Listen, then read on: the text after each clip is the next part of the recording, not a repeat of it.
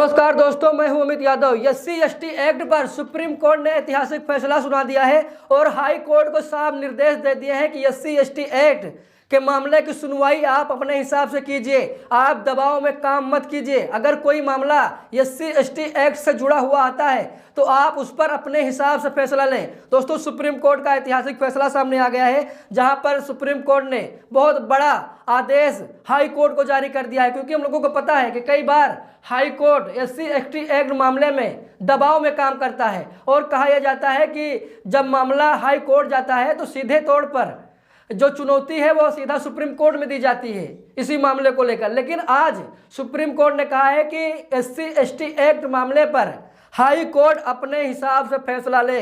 दोस्तों, यहाँ पर आप लोग खबर देख सकते हैं, जहाँ पर खबर में साफ साफ लिखा है कि SC/ST एक्ट की धारा 14A के तहत अपील में SC/ST एक्ट के आरोपों पर हाई कोर्ट को अपने हिसाब से फैसला लेना चाहिए। सुप्रीम कोर्ट ने साफ तौर पर कह दिया है कि हाई कोर्ट को अपने हिसाब से SC/ST एक्ट पर फैसला लेना चाहिए।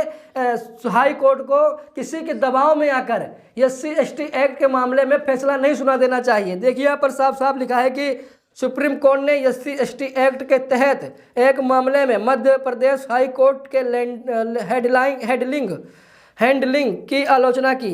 साथ ही कहा कि अपराध की बेसिक बातें यानी जानबूझकर जात के आधार पर बेइज्जती या धमकी न देने के बावजूद हाई कोर्ट ने क्रिमिनल केस आगे बढ़ाया। यानी कि आप लोग देख सकते हैं कि मध्य प्रदेश हाई कोर्ट को यहाँ पर सुप्रीम कोर्ट ने यहाँ पर आलोचना की और कहा कि जैसे जानबूझकर जात के आधार पर गाली देना, बेइज्जती करना या फिर धमकी न देने के बावजूद भी हाई कोर्ट ने क्रिमिनल केस को आगे बढ़ाया है। यहाँ पर सुप्रीम कोर्ट के कहने का मतलब यह है कि जहाँ पर अगर कुछ गलत नहीं हुआ, अगर किसी की जात को लेकर गाली नहीं दी गई है या फिर उन्हें धमकी नहीं दी गई है या फिर उन्हें प्रताड़ित नहीं किया गया जात के आधार पर, तो फिर ऐसे मामलों में हाई कोर्ट क्रिमिनल केस क्यों बढ़ा रहा है। दोस्तों, यहाँ पर आप लोग सीधा खबर देखिए, लिखा है कि सुप्रीम कोर्ट ने कहा कि SC/ST एक्ट की धारा 14A के तहत अपील के अधिकार का इस्तेमाल करते समय हाई कोर्ट रिविजनल या सुपरवाइजरी कोर्ट के तौर पर काम नहीं करता, बल्कि फर्स्ट अपील कोर्ट के तौर पर काम करता है। कोर्ट ने कहा कि रिकॉर्ड में मौजूद चीज़ों की इंडिपेंडेंट जांच के बिना स्पेशल कोर्ट के ऑर्डर को बिना किसी मशीनी तरीके से कंफर्म करना अधिकार का इस्तेमाल करने में फेलियर माना जाएगा। दोस्तों, यहाँ पर आप लोग देख सकते हैं कि सुप्रीम कोर्ट ने बहुत अच्छी बात कही है। यहाँ पर सुप्रीम कोर्ट ने कहा है कि जैसे अगर कोई मामला आपके पास आता है तो उसे बिना आप जांच किए, बिना अच्छी तरीके से उसकी निगरानी किए, जब तक आप सही जान न लें कि आखिर SC/ST एक्ट का जो मामला है या फिर किसी को गाली दी गई या भद्र व्यवहार किया गया, अगर आप उसकी अच्छे से जांच नहीं करते हैं तो अगर और उसे आप सीधा सुप्रीम कोर्ट में चुनौती देने की बात करते हैं तो ये कहीं ना कहीं फेलियर माना जाता है। यानी कि आप सही से काम नहीं कर रहे हैं, आप अपने हिसाब से फैसला नहीं सुना रहे हैं। देखिए, यहाँ पर साफ साफ लिखा है कि जस्टिस संजय करोल और जस्टिस एन कोटेश्वर सिंह की बेंच अपील पर सुनवाई कर रही थी। यह अपील 15 नवंबर 2022 को मध्य प्रदेश के बछड़ा पारा में भगवान बिरसा मुंडा की मूर्ति के अनावरण के दौरान हुई घटना से जुड़ी थी।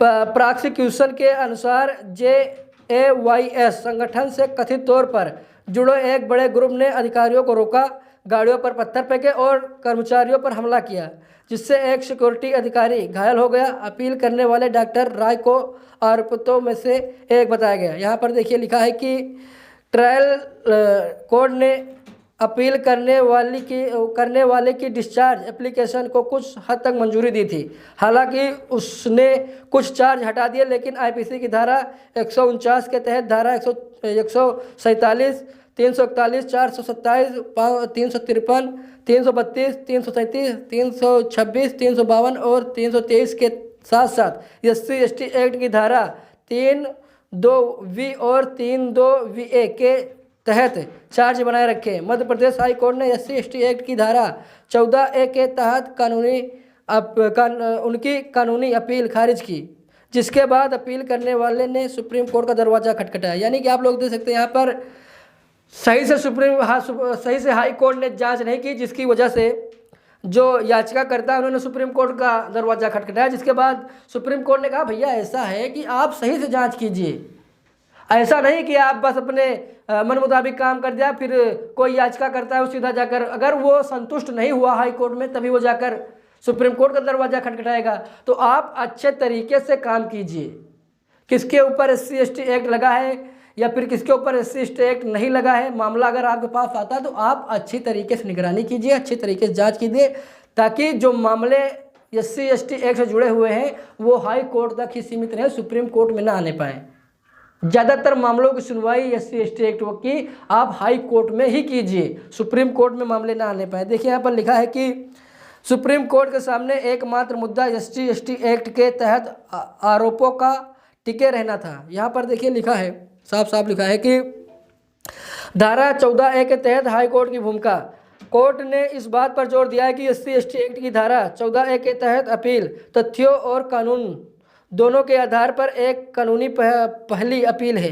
भले ही अपील कोर्ट आखिरकार स्पेशल कोर्ट से सहमत हो, लेकिन उसके फैसले में यह दिखना चाहिए कि उसने स्वतंत्र रूप से मामले की जांच की और अपने दिमाग का इस्तेमाल किया। देखिए दोस्तों, यहाँ पर सुप्रीम कोर्ट ने साफ तौर पर कह दिया कि अगर मामला SC/ST का आता है तो पता लगना चाहिए कि उसने अपने दिमाग का इस्तेमाल किया है, नहीं उसने सही से जाँच की है या फिर नहीं।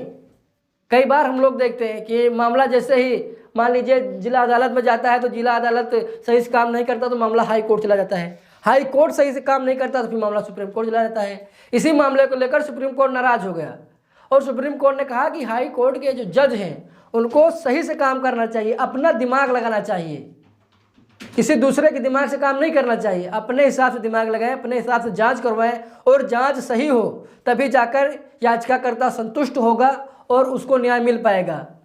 देखिए यहाँ पर साफ साफ लिखा है कि हाई कोर्ट धारा 14A के तहत अधिकार क्षेत्र का इस्तेमाल करते समय रिविजनल या सुपरवाइजरी कोर्ट के तौर पर काम नहीं करता, बल्कि एक फर्स्ट एप्लीकेट कोर्ट की भूमिका निभाता है। इसलिए बिना किसी इंडिपेंडेंट जांच के स्पेशल कोर्ट के आदेश को बिना किसी मशीनी तरीके से मानना तय अपीलेट न्यायशास्त्र के खिलाफ होगा और अधिकार क्षेत्र का इस्तेमाल करने में नाकामी होगी। यहाँ तक कि जहाँ अपीलेट कोर्ट आखिरकार निचली अदालतों के तर्क से सहमत होता है, वहाँ भी फैसले में यह बताना होगा कि सामग्री की इंडिपेंडेंट रूप से जांच की गई या फिर नहीं। दोस्तों यहाँ पर आप देख सकते हैं सुप्रीम कोर्ट ने बहुत अच्छी बात कही है। सुप्रीम कोर्ट ने कहा जैसे मान लीजिए अगर कोई निचली अदालत है, अगर उसने सही से जाँच नहीं की है तो मामला फिर सीधा हाई कोर्ट ले जाता है। अगर हाई कोर्ट सही से काम नहीं करेगा तो मामला फिर सुप्रीम कोर्ट चला जाता है। इसी को लेकर सुप्रीम कोर्ट ने हाई कोर्ट के जजों को एक हिसाब से कह लीजिए कि नसीहत दी है और कहा है कि आप अच्छी तरीके से जांच कीजिए, क्योंकि SC/ST का जो मामला होता है वो काफ़ी संवेदनशील होता है। कई बार ऐसा होता है कि जो बेगुनाह होते हैं उन्हें फंसा दिया जाता है और जो गुनहगार होता है वो बच जाता है। इसीलिए सुप्रीम कोर्ट ने हाई कोर्ट से बहुत बड़ी अपील कर दी है, या कह दीजिए कि बहुत बड़ा आदेश दे दिया है कि हाई कोर्ट सही से काम करे, अपने दिमाग से काम करे, किसी दूसरे के दिमाग से काम ना करे। दोस्तों इस मामले को लेकर आप लोगों को क्या राय है कमेंट करके ज़रूर बताइएगा। मिलते हैं दूसरी वीडियो में, तब तक के लिए बहुत बहुत धन्यवाद।